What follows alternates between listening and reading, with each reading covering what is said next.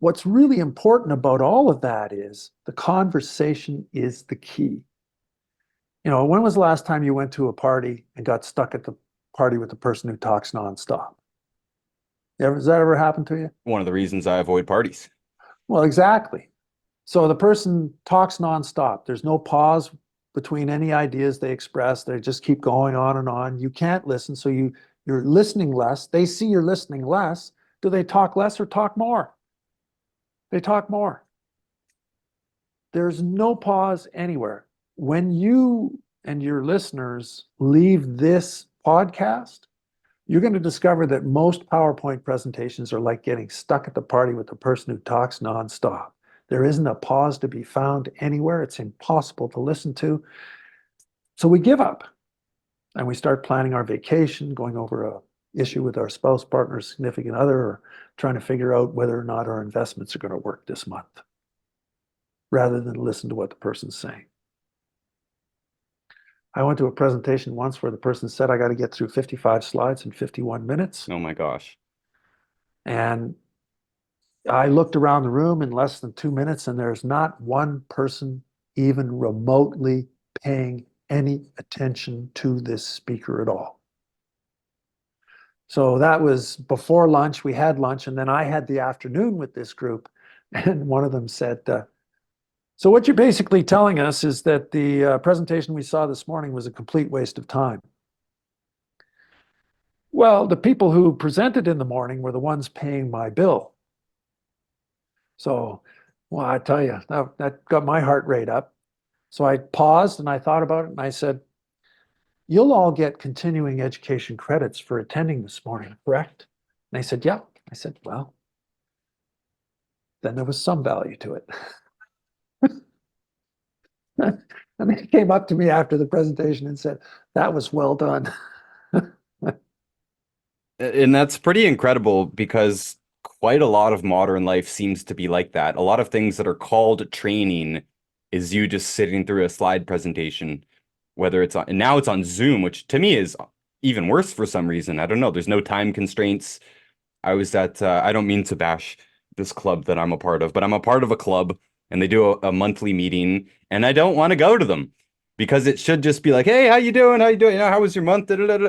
Very quickly, we can talk about what we want to do, what the plans for the club is. But for some reason, it's a 30, 45-minute, 1 hour PowerPoint presentation. Why?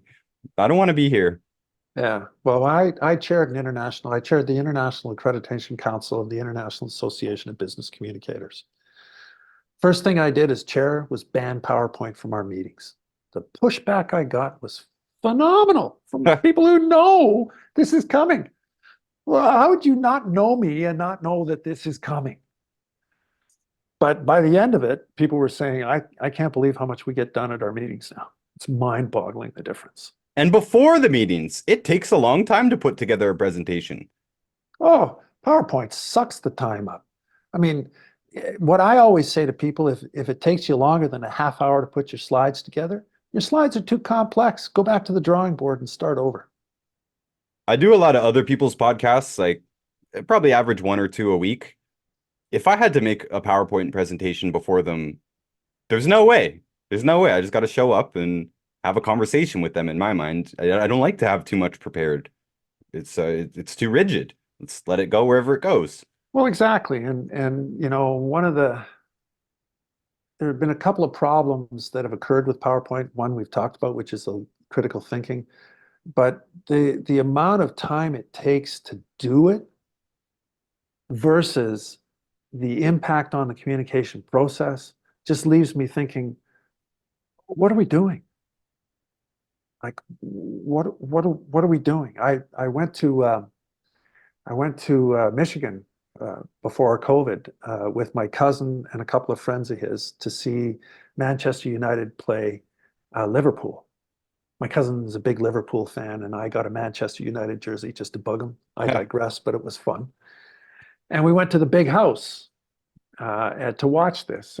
But before we went to lunch, and one of the guys was a vice president with Home Depot, and he was saying that everybody's trying to Amazon is the thing, like everybody's trying to catch Amazon.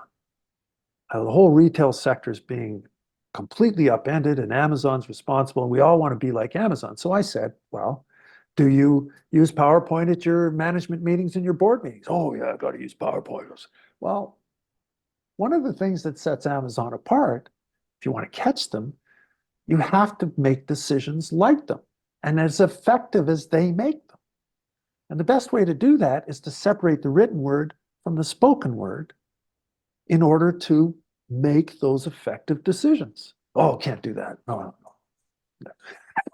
Well, now he's retired, and I saw him and my cousin and a bunch of friends downtown the first week of December last year, and he's like, that conversation resonated with me, and the more I started going to our meetings, the more upset I got because I know you're right, having had that conversation and then spent 4 or 5 years going to meetings.